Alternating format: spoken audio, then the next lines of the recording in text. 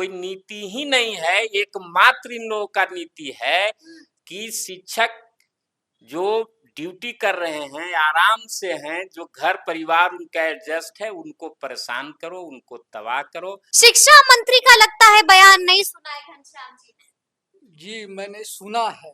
हाँ। और यह बिल्कुल भ्रम फैलाने वाली बात है। आधा अधूरा बताया जाता होगा।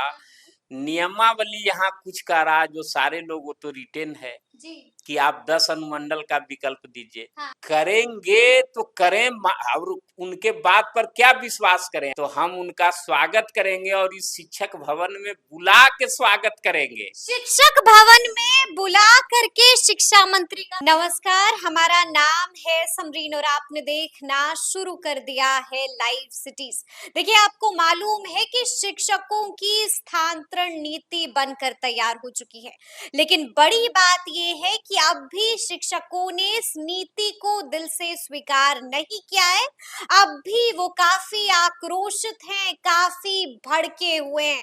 तो देखिए, आज हम इसी मुद्दे पर सीधी बातचीत करेंगे। बिहार राज्य प्राथमिक शिक्षक संघ के कार्यकारी अध्यक्ष मनोज जी भी हमारे साथ हैं और जनरल सेक्रेटरी घनश्याम जी भी हमारे साथ हैं। शुरू करेंगे हम लोग आपसे मनोज जी। सबसे पहले तो हम आपसे जानना चाहेंगे कि स्थानांतरण नीति लंबे इंतजार के बाद अब बनकर तैयार हो चुकी है, लेकिन अब भी आप लोग भड़के हुए हैं।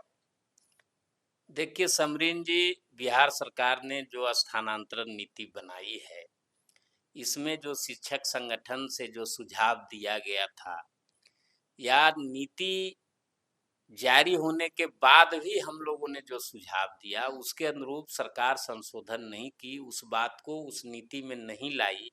और उन लोगों ने कहा कि हम लोग तार्किक ढंग से ये नीति बनाएं। जी। तो तार्किक ढंग, उदारता वाली नीति है। नहीं, उदारता वाली नीति रहती तो ठीक ही था, लेकिन कहने को उदार है लेकिन करने को कड़ा है। ये समझिए कि कहने को उदार है, करने को कड़ा है। बड़ी बात कह रहे हैं मनोज जी आप। जी जी, जैसे हमारा जो पूर्व में भी सहायक शिक्षक का जो पद होता था, या इस बार भी जो पद हुआ है, चाहे वो विशिष्ट शिक्षक का हो या जो अध्यापक नए बहाल हो रहे हैं, तो ये डिस्ट्रिक्ट कैडर है। लेकिन आप देखिए, उसमें स्थानांतरण के लिए जो विकल्प देने की बात कही जा रही है, खास करके पुरुष शिक्षकों में, तो उसमें 10 अनुमंडल की बात कही जा रही है। अब उसमें इन लोगों ने उदारता दिखाया जी। तो जिस जिला में 2 अनुमंडल है, चूंकि उस नियमावली में है कि अपना गृह अनुमंडल विकल्प में लोग नहीं देंगे, यहाँ तक कह दिया कि जहाँ कार्यरत है वहां नहीं देंगे, और ये भी कह दिया कि जहाँ ससुराल है वहां नहीं देंगे। बताइए कितनी दुखद बात है। आज तक आजादी के बाद से इस तरह की बात नहीं हुई। और उसमें सुधार क्या कर रहे हैं, तो जिला में कह रहे हैं कि हम 2 शैक्षणिक अनुमंडल बना दिए, वो पोर्टल पर दिखाई दे रहा है। जी जी जी। तो दिखाई दे रहा है, कई लोगों ने आवेदन करना शुरू कर दिया। और आपका अभी दिखाई ही देगा, और दिखाई दे रहा है, भर कुछ रहे हैं, बाद में वहां कुछ शो कर रहा है।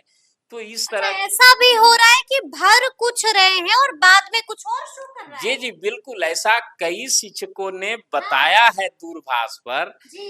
कि हमने अब एक कुछ किया, सेलेक्ट किया, और जब सबमिट कर रहे हैं तो दूसरा हो जा रहा है। अच्छा। तो अब है कि उसमें ठीक है, एडिट करके वो बदल सकते हैं, लेकिन कितना बदलेंगे। तो इन लोगों को कोई नीति ही नहीं है, एकमात्र इन लोगों का नीति है कि शिक्षक जो ड्यूटी कर रहे हैं, आराम से हैं, जो घर परिवार उनका एडजस्ट है, उनको परेशान करो, उनको तबाह करो, इतना तंग तबाह करो कि शिक्षा और जो अपने मांगों के लिए जो कार्यक्रम करते हैं, धरना प्रदर्शन आदि, तो उससे उनका ध्यान हट जाए और वो अपने अस्तित्व के लिए, अपने जिंदा रहने के लिए ही संघर्षरत रहे। अच्छा। यही सरकार और उनके पदाधिकारी। मतलब आप कह रहे हैं कि सरकार की मंशा ठीक नहीं है। घनश्याम जी, आपको क्या लगता है, क्या आपको भी लगता है कि सरकार की मंशा सही नहीं है, साफ नहीं है?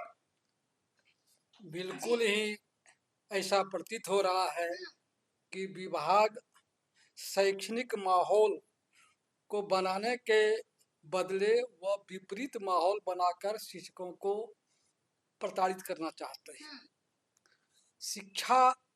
शिक्षा मनोविज्ञान, जी, बाल मनोविज्ञान पर आधारित होना चाहिए, हम्म, न कि शिक्षा तार्किक व्यवस्था पर आधारित होना चाहिए। शिक्षा के अंतर्गत जो मौलिक तथ्य है, जो मौलिक समस्याएं हैं, उनको ध्यान में रखते हुए सरकार को समाधान ढूंढना चाहिए। और सरकार समाधान ढूंढ रही है। सरकार कहाँ कह रही है कि हम सुनने को तैयार नहीं है, हम कोई संशोधन नहीं करेंगे, हम आपकी बात नहीं सुनेंगे। अरे सरकार तो कह रही है कि हम सुनेंगे, हम ओपन टू टॉक हैं। शिक्षा मंत्री का लगता है बयान नहीं सुना है घनश्याम जी ने। जी, मैंने सुना है, हाँ, और यह बिल्कुल भ्रम फैलाने वाली बात है। वास्तविकता कुछ और है अच्छा, और व्यवहार में कुछ और किया जा रहा है। अच्छा, हाँ, ये भ्रम फैलाया जा रहा है, आप कह रहे हैं। अच्छा मनोज जी, आपने सुना कि नहीं सुना कि शिक्षा मंत्री ने क्या कुछ कहा है? देखिए, शिक्षा मंत्री ने साफ साफ कह दिया है कि हम शिक्षकों को कहाँ जिले से बाहर भेज रहे हैं, हम लोग संशोधन करने को तैयार हैं, इस पर हम विचार करेंगे। देखिए, माननीय शिक्षा मंत्री जो हैं सज्जन आदमी हैं, विद्वान आदमी हैं। जब मान ही रहे हैं तो फिर गुस्सा क्यों कर हाँ, रहे हैं, फिर आक्रोश में क्यों है मनोज लेकिन जी? कहना ये है कि हाँ, विभाग में जो पदाधिकारियों द्वारा किया जा रहा हाँ, है, शायद माननीय शिक्षा मंत्री को बताया नहीं जाता, हाँ, या आधा अधूरा बताया जाता होगा। नियमावली यहाँ कुछ का रहा, जो सारे लोग, वो तो रिटेन है जी, कि आप 10 अनुमंडल का विकल्प दीजिए। हाँ। दूसरे बहुत सारे ऐसे 8 ऐसे जिले हैं जहाँ एक ही अनुमंडल इसी है। को लेकर के उनसे सवाल पूछा गया था, यही सवाल हम लोगों ने उनसे पूछा था, और उन्होंने साफ साफ कहा कि हम इसको लेकर विचार विमर्श कर रहे हैं, हम इसमें तब्दीली करेंगे जहां पर मुमकिन होगी। करेंगे तो करें, और उनके बात पर क्या विश्वास करें। आज आप समरीन जी देख अभी रहे हैं। आपने कह दिया सज्जन आदमी है, अब आप कह रहे हैं हाँ, तो विश्वास ही नहीं सज्जन हो रहा सज्जन है। तो अब क्या कहें, अब हम लोग तो टीचर हैं। जी, अब बिहार के माननीय मुख्यमंत्री ने बिहार विधानमंडल में कहा कि बिहार के विद्यालय 10 से 4 चलेंगे तो चलेंगे, मैं यह कह रहा हूं और यही होगा। हाँ, उन्होंने बार बार कहा, लेकिन आपने देखा और जी, अभी आप देख रहे होंगे बिहार के विद्यालय का क्या टाइमिंग है। हम्म, तो जब माननीय मुख्यमंत्री की बात को लोग दरकिनार कर देते हैं, हम्म, तो माननीय शिक्षा मंत्री को हम इसलिए सज्जन पुरुष कह रहे हैं कि वो दिल से, हम लोग भी मिले हैं, अच्छी अच्छी बात करते हैं, शिक्षा के उत्थान की बात करते हैं, बिल्कुल, लेकिन उनको ये पता होना चाहिए, जी, पूर्व में भी एक बार हो चुका है जी, कि जब शिक्षकों को काफी संख्या में इधर उधर स्थानांतरित किया गया था, तो बिहार की शिक्षा व्यवस्था बिल्कुल चरमरा गई थी। कई सालों पहले की कई बात। सालों, जी, श्री लालू जी के समय में, जब माननीय जयप्रकाश बाबू थे शिक्षा मंत्री, उस वक्त क्या हुआ था सभी को याद होगा। सभी को याद होगा। तो माननीय शिक्षा मंत्री को खूब फजीहत भी हुई थी। जी जी उससे सीख लेना चाहिए, और जो कह रहे हैं तो ये काहे नहीं ये ऐसा पोर्टल पर कर दें हाँ, कि केवल जिला का ही आवे, कि जिले ही शिक्षक सेलेक्ट करें, तब ने हम मानेंगे कि ये जिले में रखना चाहते हैं। तब ना हम मानेंगे कि आप जिले में रखना चाहते हैं। इसलिए कथनी और करनी में हाँ, अंतर नहीं होना चाहिए। यदि वो ऐसा कहे हैं हाँ, कि हाँ, हम सारे समस्याओं को दूर बिल्कुल करेंगे, कहा है उन्होंने। तो जी, हम उनके खुले में कहा है। तो हम उनका स्वागत करेंगे, और इस शिक्षक भवन में बुला के स्वागत करेंगे। शिक्षक भवन में बुला करके शिक्षा मंत्री का स्वागत क्यों नहीं, जब कीजिएगा। हमारे शिक्षकों की सभी समस्याओं को दूर हाँ, कर देंगे, और यहाँ रही है, हमने सभी मुख्यमंत्रियों को जी, यहाँ ला करके, चाहे वो श्री नीतीश कुमार जी हो या श्री लालू प्रसाद जी हो, सारे लोग आए हैं, और हम लोगों ने सम्मानित करने का काम ठीक है। किया है, जो भी शिक्षा के क्षेत्र में हाँ, और यानी शिक्षकों कि आप कह रहे हैं कि जैसे ही आप हमको गुड न्यूज दीजिएगा, हम यहाँ पर बुला करके आपको स्वागत करेंगे। लेकिन घनश्याम जी, हम आपसे ये जानना चाहेंगे कि किन किन बिंदुओं पर आपत्ति है आप लोग को। सबसे पहली बात कि जो स्थानांतरण नियमावली बनी, इसमें बिहार राज्य प्राथमिक शिक्षक संघ ने सुझाव सरकार को, विभाग को दिया, बिल्कुल, और उसमें कई तरह के सुझाव हम लोगों ने दिया। आपत्ति कहाँ पर है?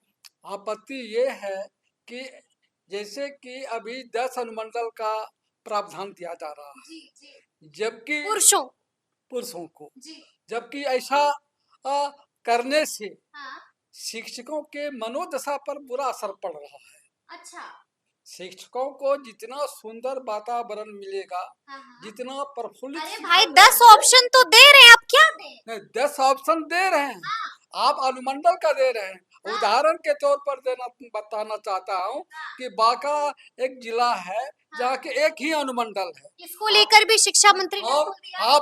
आप कह रहे हैं कि हम पोर्टल पर दिखाई दे रहे हैं और व्यवहार में कहीं वो अनुमंडल नहीं है, हाँ तो किस तरह का क्रियाकलाप होगा ये आप हाँ समझ सकते हैं। तो इस तरह का 10 अनुमंडल का जो है हाँ ए, ए, शर्त रखना ये उचित नहीं है, न्याय संगत शिक्षकों के लिए नहीं है। उचित नहीं है। देखिए हम आपसे जानना चाहेंगे मनोज जी, कुछ वक्त पहले मेरी भी बातचीत हुई थी, सीपीआई एमएलसी हैं संजय सिंह, उनसे बातचीत हुई थी, आपको भी याद होगा कि उनकी मुलाकात कुछ वक्त पहले शिक्षा मंत्री से भी हुई थी। और जब हमने उनसे सवाल किया कि आखिर इस मुलाकात के पीछे की बड़ी वजह क्या थी और क्या कुछ हुआ इस मुलाकात में, उन्होंने साफ साफ कह दिया कि मुलाकात काफी सकारात्मक रही।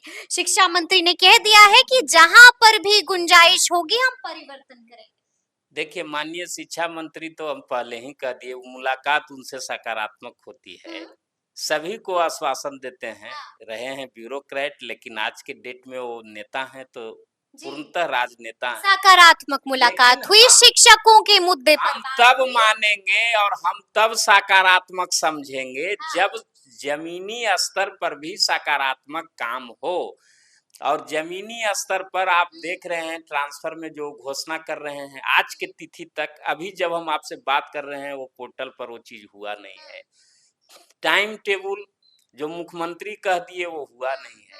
ई शिक्षा कोष के मामले में उन्होंने कहा कि सभी विद्यालय को कंप्यूटर और टैब और क्या क्या देंगे, आज तक कुछ उपलब्ध नहीं कराया गया। अच्छा, अब बताइए कि कुछ ऐसे भी शिक्षक हैं मनोज जी जो साफ साफ कह रहे हैं कि अब हम हाई कोर्ट जाएंगे, और हाई कोर्ट जाने का मतलब समझ रहे हैं ना कि बिहार में एक बार फिर से ट्रांसफर पोस्टिंग पर फुल स्टॉप लग सकता है। देखिए, हम लोग सड़क से लेकर न्यायालय तक लड़ने का काम करते हैं, हाई लेकिन कोर्ट जाइएगा। लेकिन बिहार राज्य प्राथमिक शिक्षक संघ न्यायालय तभी जाती है जब सभी दरवाजे बंद हो जाते हैं। हाँ और जब तक दरवाजे हैं दरवाजे हैं अभी खुले हुए।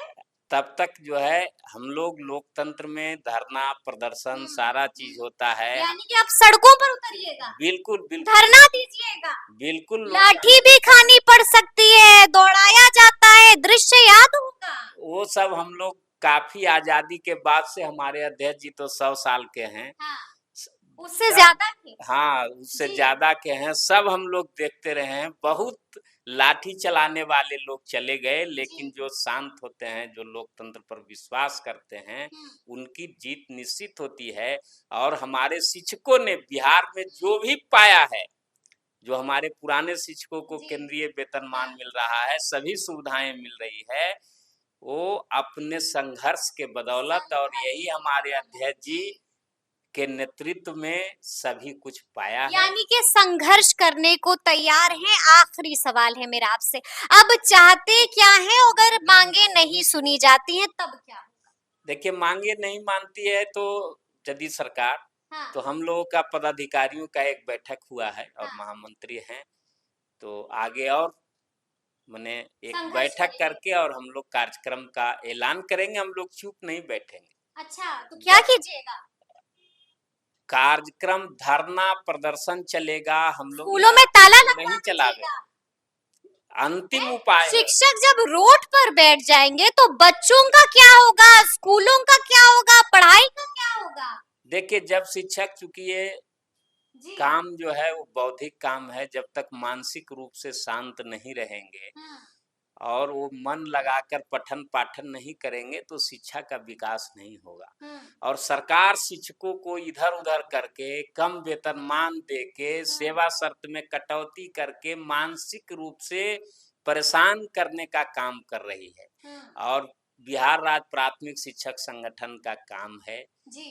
कि सरकार से पहले बातचीत करके हम लोग समस्या का समाधान करें और उससे जब नहीं होगा तो जो होते आया है, बिहार की सड़कें पर हमेशा शिक्षक उतरते रहे हैं शिक्षा के हित में।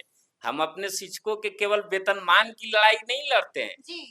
बिहार राज्य प्राथमिक शिक्षक संगठन शिक्षा हित के लिए संघर्ष करता है। अगर जरूरत पड़ी तो संघर्ष करते रहेंगे। संघर्ष अंतिम जो लोकतंत्र में जहां तक हो सकता है हम लोग वहां तक जाएंगे। चलिए तो सुना आपने क्या कुछ बता रहे हैं ये तमाम शिक्षक, साफ साफ कह दिया है कि अगर जरूरत पड़ी तो एक बार फिर से हम लोग सड़कों पर उतरेंगे ही उतरेंगे।